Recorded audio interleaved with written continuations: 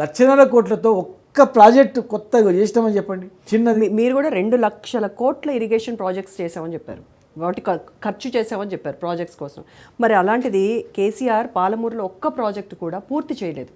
అంటే పాలమూరు బిడ్డగా మీరేం చెప్తారు మరి దానికి?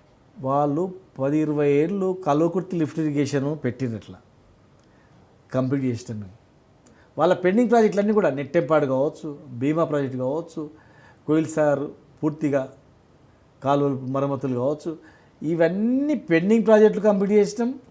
పాలమూరు రంగారెడ్డి జిల్లా ప్రాజెక్టుకు 87% వరకు కంప్లీట్ చేసినాం. జస్ట్ 12% ట్రయల్ రన్ కూడా చేసినాం, మోటార్లు పెట్టినాం, ట్రయల్ రన్ చేసినాం. ఈరోజు అది కూడా క్వశ్చన్ చేశారండి, పాలమూరు పైన బీఆర్ఎస్కు ఎందుకు అంత చిన్న చూపు, ఎందుకు అంత వివక్ష పాలమూరు అంటే? ఇప్పుడు మేము 87% కంప్లీట్ చేసినాము అధికారులు చెప్తున్నారు.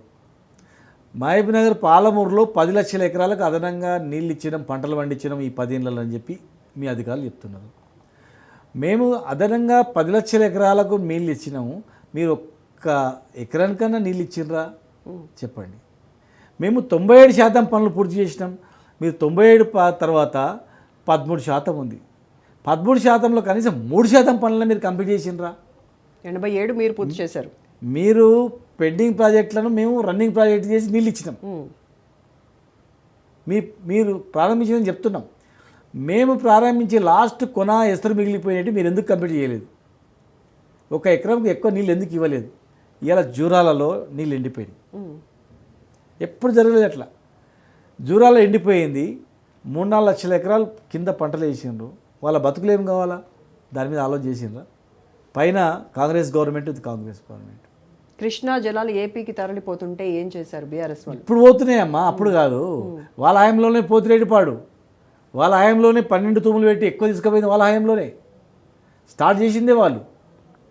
ఇప్పుడు కర్ణాటకలో కృష్ణా తుంగభద్ర పైన ప్రాజెక్ట్ కడుతున్నారు.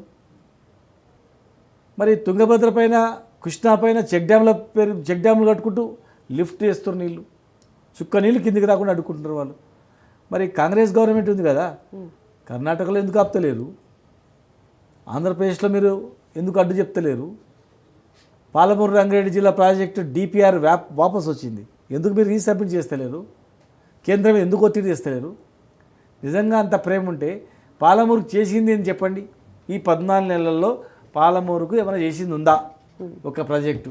పోనీ తెలంగాణలో 1,50,000 కోట్ల అప్పు తెచ్చారు కదా, ఒక్క స్కీమ్ కంప్లీట్ అయిందని చెప్పండి.